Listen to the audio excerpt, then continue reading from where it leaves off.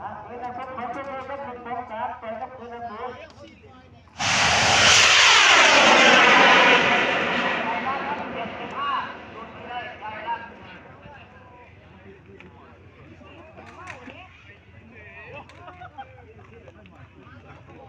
อยากมาก็คนไทยคนก็เป็นตัวการที่ก็ตัดไปมาประเดี๋ยวต้องต่อได้หมดเลยไม่ได้คนไทยจบไปแล้วรู้จักว่าพี่อ่ะก็ดีทำอ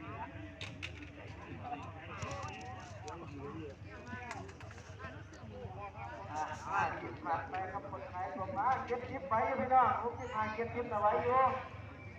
คนไทยผมจะเอาทางไปครับขายอยู่กับคนไทยผมว่าต้องขาต้องตั้งแล้วพี่น้องเลี้ยงขึ้นไปครับคนไทยผมจะมาต่อเท้า270ครับผ่านไปมาใจรักเห็นห้ามาอยู่กับคนไทยผมครับไม่ถูกหรอกมาเด็กครับคนไทยผมครับเวลา276วินาทีคนไทยผมครับจำเป็นโรงงานได้พอได้เอาเท่านั้นพี่น้องใจรักเห็นห้าเดี๋ยวคนอ่านเดี๋ยวขอคุณไปอยู่นอนผมอยากช่วยผมว่าจะเป็นยังไงอยู่ช่วยยอดหน่อยสิได้ไปรอบวันพี่น้องไม่ได้เกี่ยวคนหวย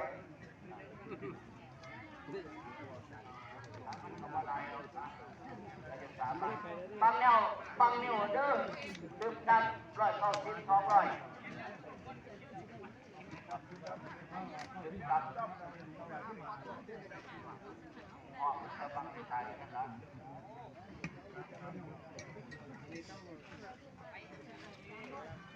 วเวลาคนรับของตัวเราได้ครับเวลาคุณ89ครับเวลาคุณครับเราได้อยู่ใจรักเห็นห้า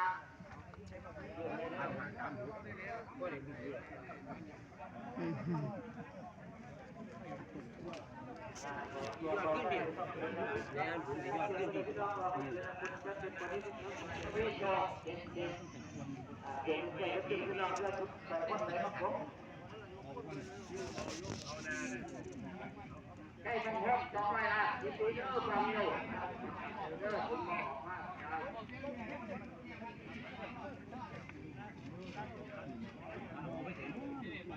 ไปเลยเนาะลูกใจรักเห็นห้าปากกาถึงเขาดีเลยคนเดียวตี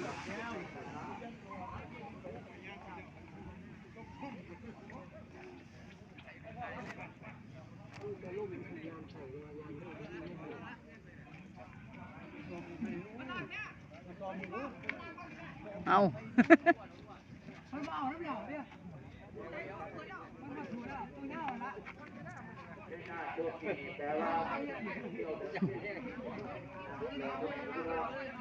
ผมก็ไก่ด้วยผมบอกตั้งนี้ผมก็ไก่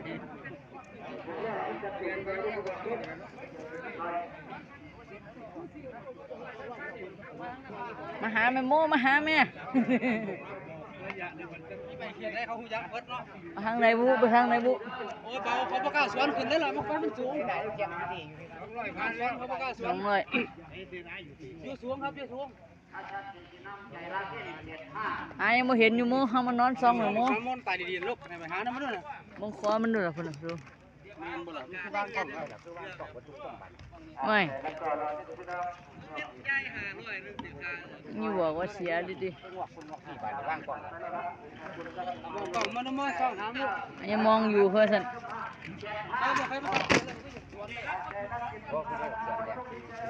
แล้วสี่สิได้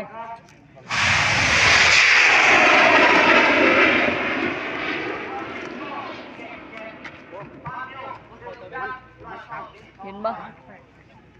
มาทางตะเวนมันสีทางไหนทางตะเวนพอดีบ่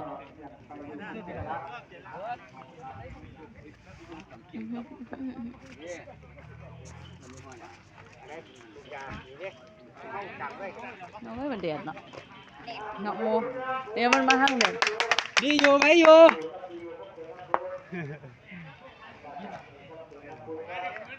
ว่าดีอยู่ยังมันดีเลยในห้องเมื่อท่านลงได้หรือหลุด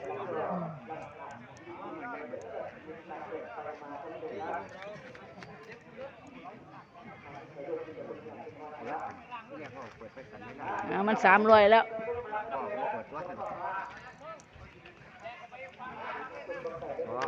ใช่มันแน่นเบิดเหรอไม่จะหันก็ดี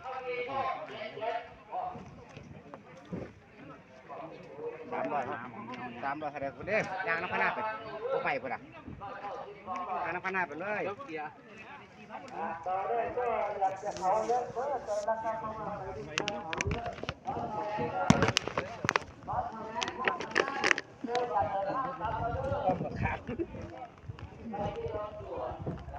อะไรซุ่มต่อยมันกัน 330